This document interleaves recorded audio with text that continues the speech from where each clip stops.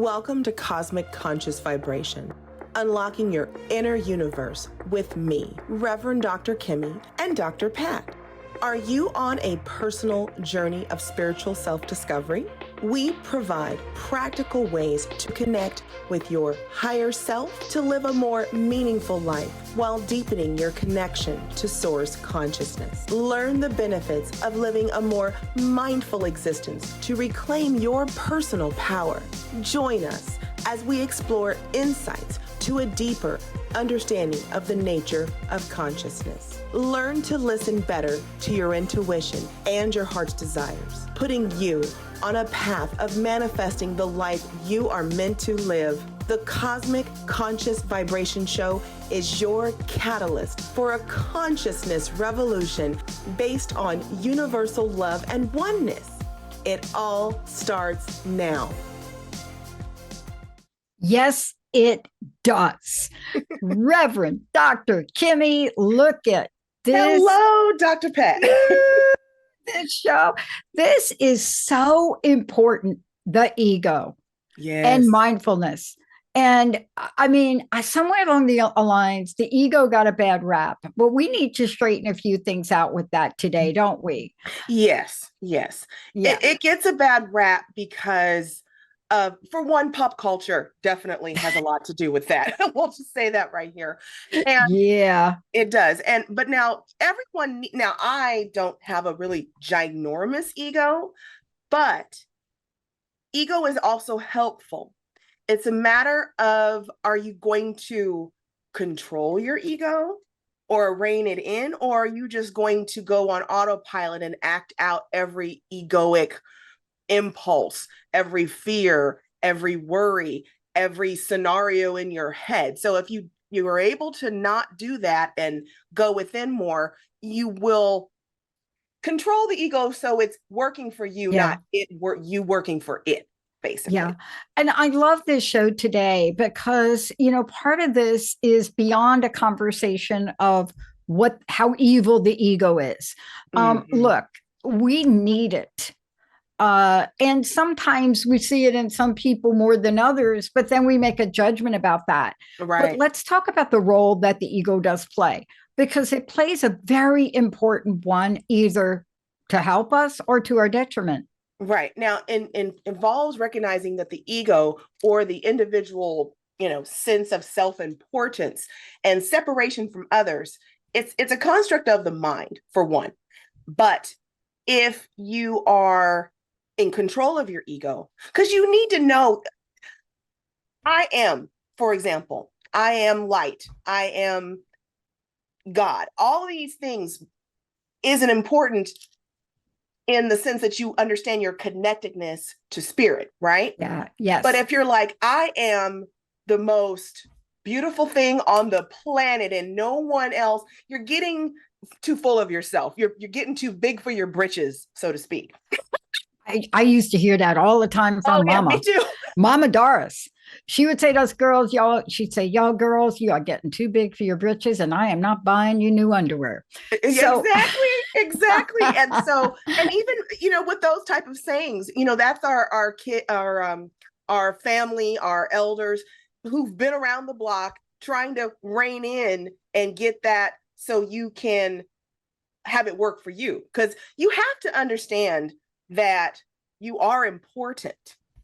But you also need to understand that not everything that's going on in your head is important.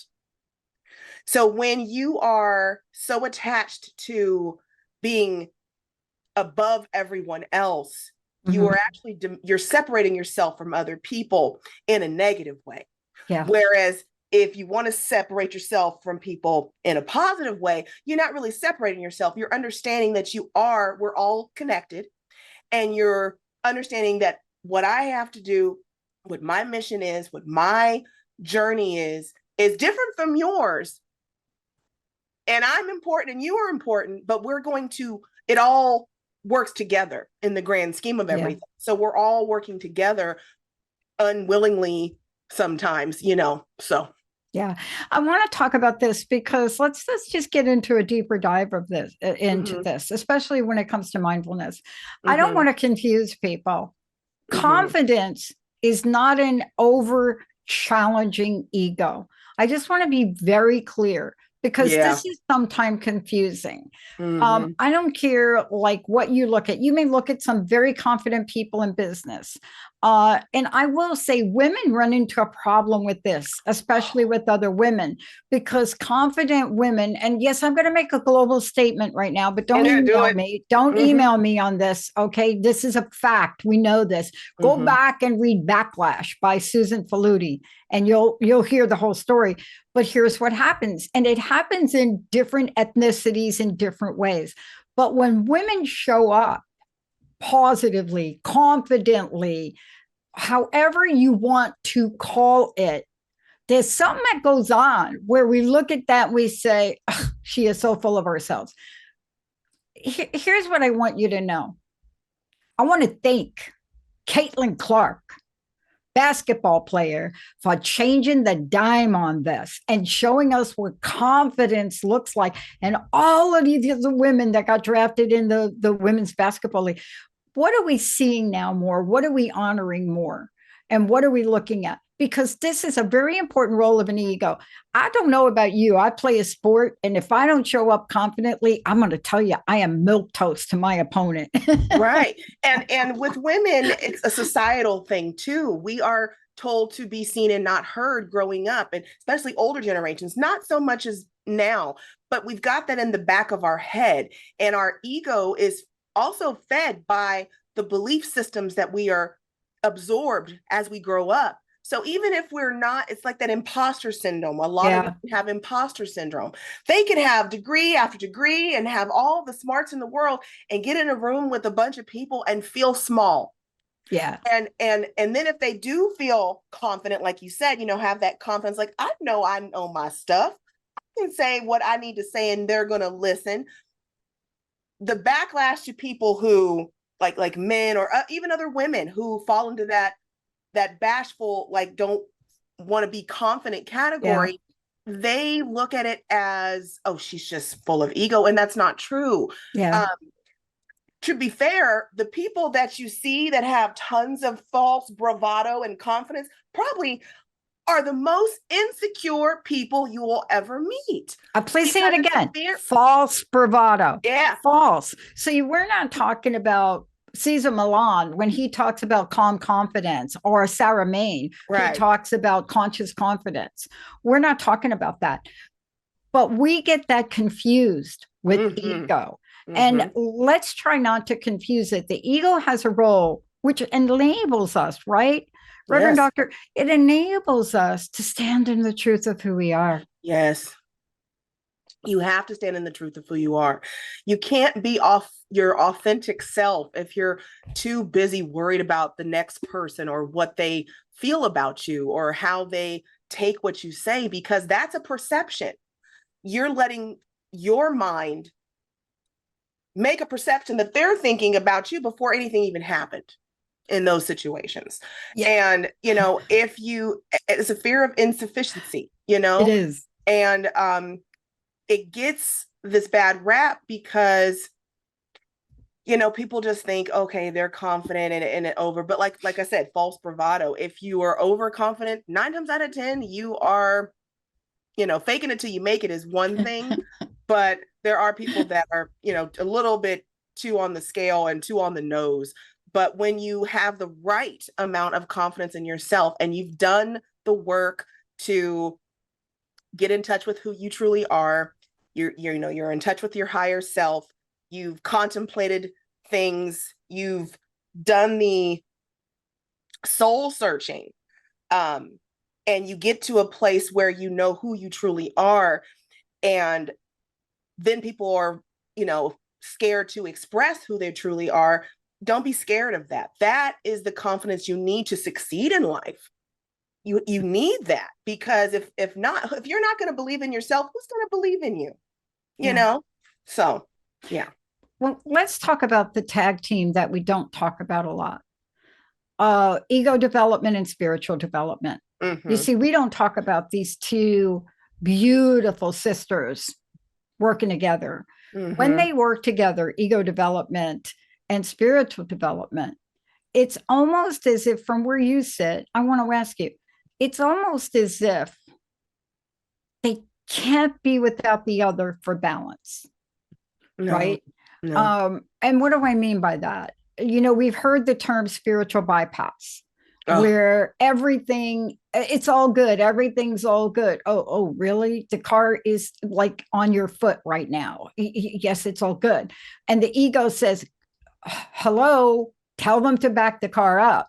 See, we need a couple of different components, but we don't know how to use them. Is that where mindfulness comes in? yeah, because when you're using mindfulness and meditation practices, it helps quiet the mind and reduce the identification with the ego and get you more to identify with who you are. So that's what I was saying earlier about Mm-hmm. how you have to do the inner work. And so, like, for example, in Buddhist traditions, it's that whole thing about non-attachment.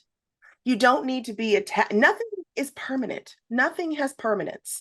And but you, as who you are, is who you are no matter what. But you don't have to attach yourself to everything out there and think of it constantly. When you've done the inner work, you're focused inward, not outward. And Yeah. like a lot of spiritual, like Buddhism, because basically it's creating your own suffering as well. Yeah. So interesting. We're talking about this. I had a little situation pop up Mm-hmm. with the people that are our administrative corporate. We hire people to manage our corporate admin, let's just call it, because honestly, Yeah. I do not want to do that job. And you trust them to do it, right? Mm-hmm.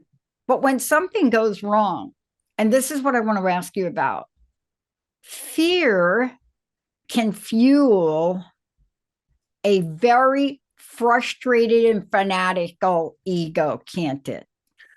Fear is, I love the acronym. I don't know who come up with this, but fear is just false, you know, I think accusations, being real or something like that. I can't probably mess it up, but it's fake. I get it. It's Yeah, fake. Yeah. it's fake. And by recognizing how the egos influence your fear through your thoughts, your behaviors, you can begin to transcend those fears because you can take a deeper look at what are you really afraid of. Because honestly, we're all having a spiritual existence. We're all souls, we're all light. And the ego, from a spiritual perspective, if you are thinking about your connectedness to everything, right? When we were separated from source, okay, that's where that ego comes from. We're in this vibration down here, bumping around, learning lessons. The whole point of being here is to learn lessons, and that has to do with karma and all that jazz. But you needed that separation of self so you could learn the lessons. But that's also kind of like this imprint. I feel like it's this constant needing to feel whole. And when we are trapped in our ego, we're forgetting that we're here to learn the lessons, and we're stuck in fear of everything. And really, what is there to fear? There's nothing to fear but fear itself. Exactly.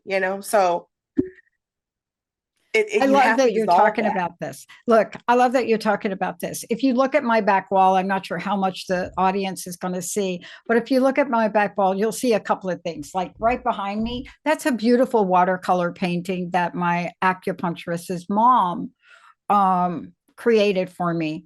But if you look at the glasswork, I created that glasswork. The one at the top, not this side, that one, the top one, I did that and called it the ego. See, I did this glasswork, but I did Uh-huh. that one and I called it the ego. And I remember where I was in my life when that happened, though. And it's such a mistake. It was such a mistake for me. But then when I look at it now every day, I see it. What I was trying to say about where I was in that point in my life is I felt broken. I felt scattered. Mm-hmm. And when I did the art piece, it came out beautiful. I Mm-hmm. mean, it wasn't this mess of things, right? Mm-hmm. And of course, down below it is a Like, a turkey bone, like when you break the turkey bone, that's my Yeah. lucky. Wish But them, you wish see, them. yeah. So, but here we are. And this is the most important part of this. I want to talk about how brilliant the ego is when it is touched by the spiritual nature of things. I want to talk with you about that because it's hard for me to separate the two because we are both. And yet we just have come not to honor the ego. We've also come not to honor the importance of spiritual practice. Do you think? Well, yes and no. I think it's one of those yes or no questions Yes, because it is. um, a lot of spiritual teachers, and I don't consider myself a teacher. I'm just a girl who took some classes and have been like this my whole life. I don't try to put guru label on me at all. But a lot of these spiritual teachers mention ego dissolution or dissolving your ego completely. And I feel that they lack that is, you don't want to do that. You No. need your ego. Ego needs to work for you. And letting go of that deep attachment to the personal identity of who you are and experiencing a sense of oneness with the universe is the goal. Yeah. That's where that separation anxiety comes from. We want to be whole again. So there is that spiritual component, but by transcending the ego, we can move towards a state of just greater peace, compassion. We start to feel, not just know, but feel in your heart chakra, all in here, that interconnectedness. Sometimes when I sit and meditate and I'm just, buzzing or vibrating, you feel that gratitude for just being here, and you can feel it in your body. And I think that's important. And also with the ego, you can feel when it might be a little running away, it's up to you to pull yourself back, find that present moment stillness, and get back to center. So yeah, I want to talk about this non-attachment. It's like the glass piece up on my wall. I mean, you take a look at that, and for some people, I'm always fascinated what people want to tell me it means, right? Every day. But at some level, it may look like there's a scatteredness, but everything is connected. I want to get back to something you said. It's so important, non-attachment. But before we do, can you take a moment and let folks know, how do they work with you? How do they find out about you? All of the above. Yes, all of my stuff, be it my classes or any of that stuff, is on my website. It's reverendrkimmie.com. So it's just REVDRKIMMIE.com. And all of my stuff are there. I'm always adding things these days too. So it's all there. I love it. Look, non-attachment is something that you mentioned throughout this, and I want to spend the rest of the time talking about it because it's so important. Relates. It's important, but it's so misunderstood. And also, we also throw terms around like ego death or something like that. But non-attachment is confused with not having expectations, and that is not what we're saying. Right. Non-attachment is basically a state of not clinging to objects or outcomes or experiences. That's cut and dry. It's understanding that, this outcome can happen. We all talk about timelines. Okay, one decision may send you into this way, and one decision may send you that way. That's great, but you don't have to be attached to any of those decisions. That's really what that's about. You need to appreciate the experience and not try to predict the future to the point where you're like, okay, I'm going to control you can't control it like that. The universe doesn't work that way. But it really, like with, what is the word? I think it's called dukkha in Buddhism. It just means reducing desires and cravings. So you're really just trying to, mind you, we all know that there's going to be outcomes. If you're putting in the effort and you're working towards a goal, that's inspired action. You are inspired by what your purpose is, and you are acting on it, be it affirmations mixed with actual things you're doing in the physical world. You're doing that, right? But if you are trying to control everything and go, okay, I'm going to go here, here, here, that's where you start getting all muddy, because you're attaching your hopes and dreams to one particular outcome. And if that goes the wrong way, you're back to square one, being sad and mopey about it. So don't do that. Yeah, but this is so cool. What you're really talking about is all of the tens of thousands of thoughts that go through our mind. And we don't put that together, do we? I mean, we don't really understand what fuels all of this. Right. Let's talk about this. Let's talk about this and beliefs. I mean, I was so thrilled to get to a point where I could apply to doctoral programs. I wasn't attached to which school, right? Right. And in the end, after 35 rejections, I did get put on a waiting list. And when I look back at it, it was, dang, that was my first choice. And I asked myself, I said to Linda, maybe we shouldn't apply it to the other. And I forget what Linda's answer was to that. But it was, you looked at the world of possibilities. And I think we're talking about that. And the ego does know how to maneuver. But tell us about this idea of thoughts and beliefs, and what do they do? What is their role in reference to ego? Well, your thoughts and your beliefs can keep you stuck, for one. I do know that.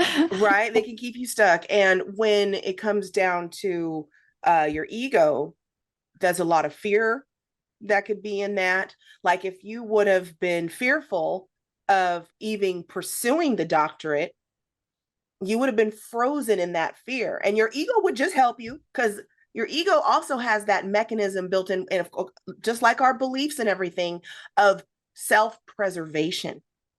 Protect you from all the bad boogeymen out there. Oh, you might not get that. Oh, don't try. So that's where that boogeyman, I call it boogeyman syndrome, because it's like you're scared of everything, and then you end up doing nothing. Yeah. And so with it being your belief system, you've got beliefs that are ingrained in you from when you were growing up. You've got beliefs that you have created because of a specific outcome of a specific thing that put a little, we shouldn't do that ever again, checkbox, right? So when you have those things, you're holding yourself back. So it can be helping you, protect you, or it can work in overdrive and you'll be scared of everything. So, I mentioned, I threw a phrase out, ego death. Let's talk about that. I don't want to blow by that, because there's a concept that I think we should understand. Does it tie back in to the notion of spirituality? What is your belief? What's your wisdom on this? On the ego death? Yeah. Well, personal experience. Everyone's going to go through it eventually. And if you don't at this particular moment, maybe it's not your lifetime to go through a spiritual awakening, to be fair. But it is a lot of recognizing of your darker self, or they call it shadow work sometimes.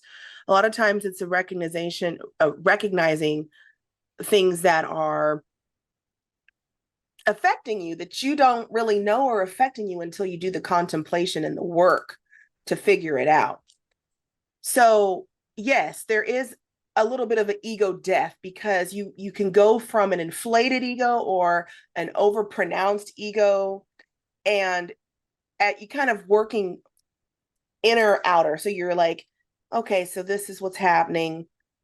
Maybe that's not. And so you start to realize that not everything it's not all that important. Yeah. And it really isn't. Like, sometimes there are things that I felt like were so important in my life, and that's definitely ego driven. Now I'm like, meh. So it really is about, there is a little bit of a death there. It's a matter, I think it's more of a rebalancing, to be fair. I want to ask you about this because I think this was one of the greatest challenges for me, especially with Mhm. 33 years in addiction and recovery. Mm, And it took me a while to really get to the punchline. But I wanted to ask you a question about spiritual growth.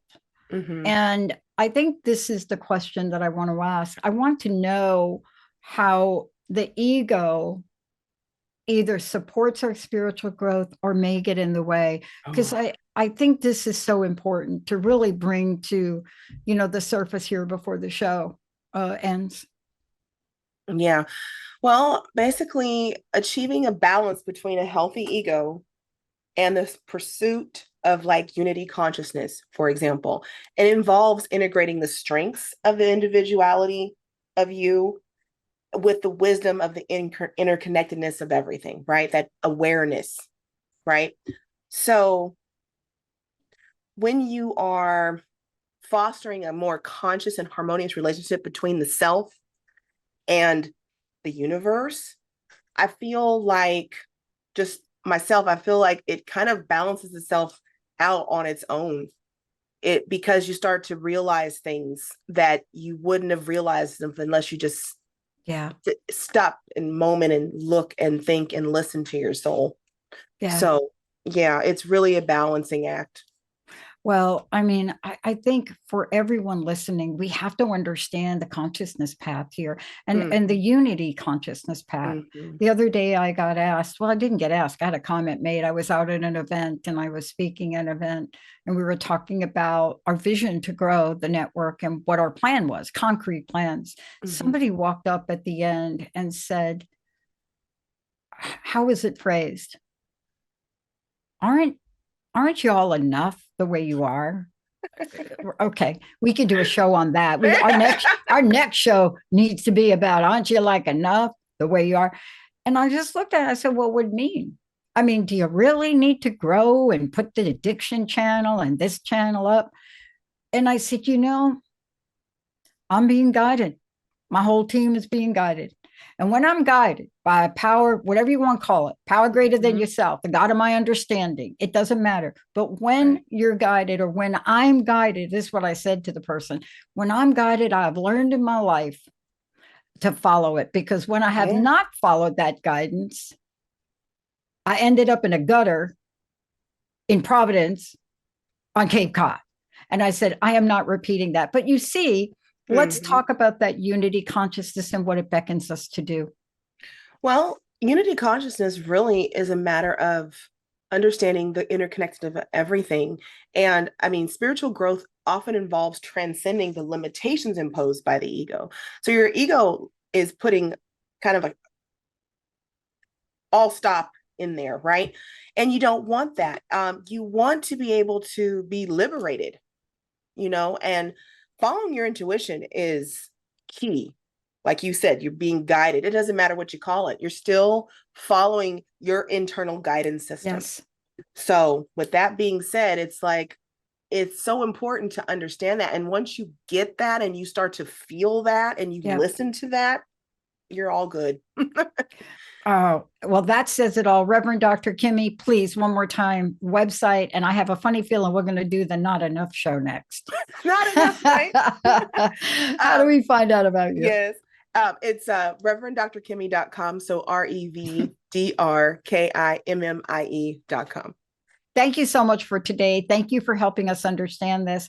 And thank you all. Please get a hold of Reverend Dr. Kimmie if you have any questions about this, because I know how confusing this can sometimes be.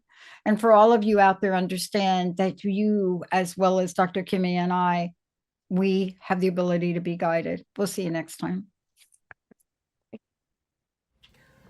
Thank you for listening to Cosmic Conscious Vibration, Unlocking Your Inner Universe.